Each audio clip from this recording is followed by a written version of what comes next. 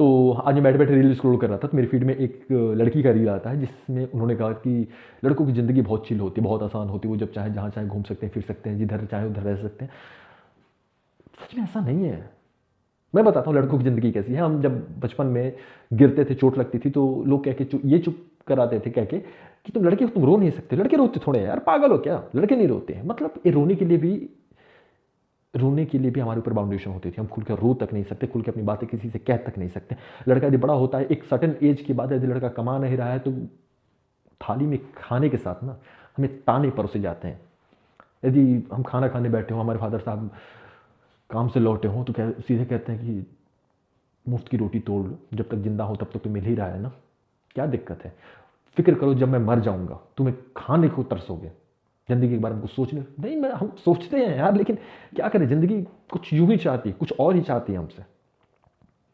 ऊपर से रिश्तेदारों के ताने अलग लेवल के चलते हैं, उनका तो कुछ लॉजिक ही समझ में नहीं आता, आखिर वो चाहते क्या है हमसे। मतलब कोई भी रिश्तेदार एक बार फ़ोन कर देगा आपको, आप थोड़ी सी इज्जत रखते हुए कि फ़ोन उठा भी लेते हो, अरे और बताओ यार क्या चल रहा है ज़िंदगी में, कुछ काम उनका सोच रहे हो या अभी भी बाप के पैसे पे पलने के रहा है। अरे यार हमारा बाप है, हमारे लिए कमा रहे हैं, हम पल रहे हैं ना। हमारी ज़िंदगी में कलेश की तंगी नहीं है, आप मत करो ना। रात रात भर जग करके पढ़ हम रहे हैं, अपनी चीज़ों पे काम हम कर रहे हैं, आप मत बताओ हमें कि हमें क्या करना है। फिर भी उन लोगों को चैन नहीं पड़ता। फिर आपकी मदर को फ़ोन करता है, आपके फादर फ़ोन, अरे क्या चल रहा है, क्या हो रहा है, आपका लड़का क्या कर रहा है, क्या नहीं कर रहा। और ठीक है, एक सर्टेन टाइम के बाद यदि आप नौकरी कर भी लेते हो, तो वही रिश्तेदार जो आपको ताने दे रहे होते हैं, वो आकर के आपके लिए शादी का रिश्ता लेकर के आ जाते हैं कि अरे फलाने जगह की लड़की है, बहुत बढ़िया है, आपके परिवार के लिए बहुत अच्छी है, अब तो आपका लड़का कमा भी रहा है, आप चलिए एक काम करते हैं, आप शादी कर दीजिए। और हमारे माँ बाप इतने भोले होते हैं बेचारे कि वो उनकी बातों में आकर के हमारी शादी विवाह करवा देते हैं। अब हम कहे भी तो किससे कहे, किसको समझाएं, किसको बताएं। तो एट लास्ट होता यही है कि हम उनकी बातों में आकर के शादी कर लेते हैं। जो एक ख्वाब देखा था हमने कि नौकरी मिलेगी तो हम दुनिया घूमेंगे, दुनिया घूमने का सपना खत्म। नौकरी लगने के 6 महीने साल भर के अंदर शादी। अब अपना सपना छोड़ करके आपको अपनी बीवी का सपना पूरा करना। बीवी को पढ़ना है, बीवी को कपड़े चाहिए, बीवी को ज्वेलरी चाहिए, बीवी को नए मॉडल का फोन चाहिए, तो वो दिलाओ। अच्छा साल 2 साल बाद आपका बच्चा हो गया, तो बच्चे का कपड़ा, बच्चे का तबीयत, बच्चे का ये, बच्चे का वो, उसमें भी चले गए आप। उसके बाद साल 2 साल बाद बच्चा बड़ा हो गया, तो फिर अब बच्चे का खर्चा उठाओ। मतलब बच्चा पढ़ेगा, बच्चा लिखेगा, बच्चे का तबीयत है, बीवी को मायके जाना, उसका खर्चा उठने लगा। आदमी खुद के लिए कब जीता है, कहाँ जी पा रहा है आदमी। दुनिया में 1-2% लोग हैं यार जो शायद अपनी जिंदगी जी पाते हैं, लेकिन बाकी लोग नहीं जी पाते हैं।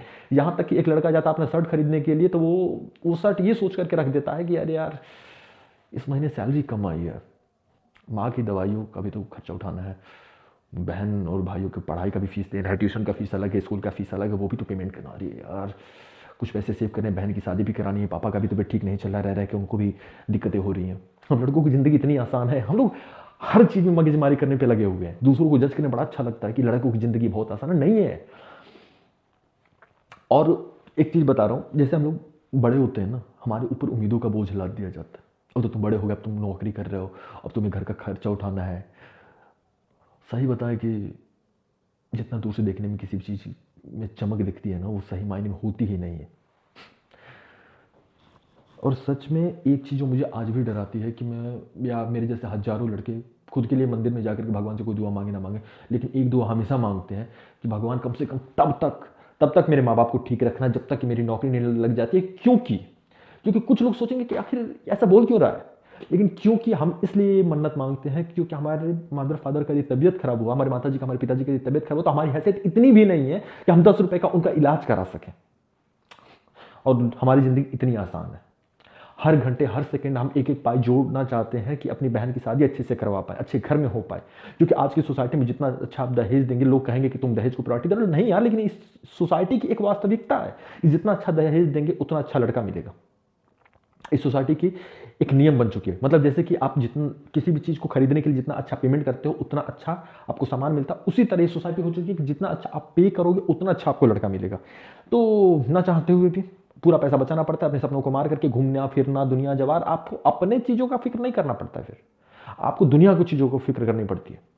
आप किसी भी लड़के से जाकर के आप देखना, किसी लड़के को छोड़ दो, आप अपने घर में जाकर के देखो, अपने फादर का कबर्ड खोल करके देखना, उनके ऑफिस जाने के अलावा एक ही 2 कपड़े होंगे जो किसी ओकेशन में पहन के जाने लायक होंगे। वो इंसान खुद की मर्जी से खुद के ढंग के कपड़े तक नहीं खरीद सकता, खुद के सपनों को नहीं जी सकता, खुद के चीज़ों को नहीं पूरा कर सकता है, खुद का फ़ोन 3 खंड में बटा हुआ है, 3 हिस्से में टूटा हुआ है, लेकिन फिर भी बच्चों को एंड्रॉयड चाहिए, आईफ़ोन चाहिए। वो इंसान अपनी सैलरी आते ही बच्चों को चाहिए कि हाँ, मुझे नया मॉडल का आईफ़ोन आया है, मुझे वो चाहिए। पापा मुझे गाड़ी चाहिए। पापा आपने भाई को तो गाड़ी दिला देना, मुझे स्कूटी कब दिला रहे हो? पापा लोन पे लोन लिए जा रहे हैं, पापा की सैलरी कटी जा रही है और पापा खुद के लिए कब जी पा रहे हैं। लोग कहते हैं लड़कों की ज़िंदगी आसान है। हाँ यार, इतना ही आसान है हमारी ज़िंदगी।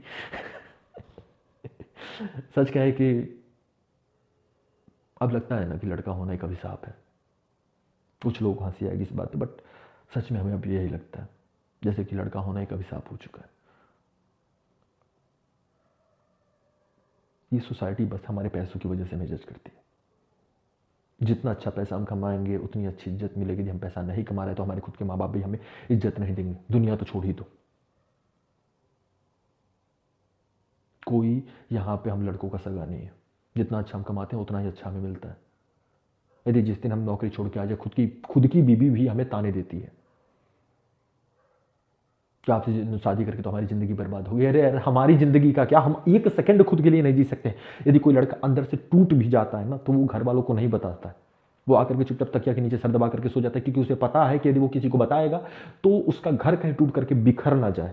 यदि वो इंसान किसी जगह से काम करके आ रहा है, बहुत थका हुआ भी है ना, तो एक ही चीज़ कहता है कि आज काम बहुत ज़्यादा था। वो नहीं कह पा रहा है कि उसके अंदर इतनी थकान है कि वो कल ऑफिस नहीं जाना चाहता है। क्योंकि यदि वो ये बात कहेगा कि कल मैं ऑफिस नहीं जाना चाहता, तो लोग कहेंगे अरे यार कैसे ऑफिस नहीं जाओगे? हाँ हाँ ठीक है ठीक है, कोई बात नहीं, लेकिन तुम्हें ऑफिस जाना पड़ेगा। यार तुम्हारे 2 दिन की सैलरी काट लेंगे लोग। तुम्हें पता है ना अगले महीने बोनस मिलने वाला है, भाई तुम जाओगे ना तो बोनस मिलेगा, तुम मेरे लिए गाड़ी खरीद देना, मेरे लिए मोबाइल खरीद देना, मेरे लिए कपड़े खरीद देना। अरे पता है ना दशहरा आ रहा है, पता है ना होली आ रहा है, ईद आ रहा है, दिवाली आ रहा है, तो उसमें कपड़ा भी तो चाहिए ना, उसमें पटाखे भी लेने, ये करने वो करने। यार एक आदमी खुद के लिए कब जीता है? सपने ना माँ बाप पे पूरे हो पाते हैं, खुद की कमाई पे किसी भी इंसान के, किसी भी लड़के का सपना कभी पूरा नहीं हो पाया आज तक। और जो लोग कहते हैं कि लड़का होना बहुत आसान, हाँ इतना ही आसान है कि हम खुद के लिए एक सेकंड तक नहीं जी सकते। खुद की आंख में आंसू आए ना तो उसको चुपचाप घोट करके खुद उसको निगल करके चुपचाप दूसरों के सामने हंसते हुए जाना पड़ता है। तो चलो यार, सॉरी इतना पकाने के लिए, माफी चाहूंगा। बट जो एक अंदर एक चीज उस वीडियो को देख करके आया, वो मैंने आपके साथ साझा किया। मे बी आप में से कोई होगा जो इस चीज से खुद को रिलेट कर पाए। Thank you so much.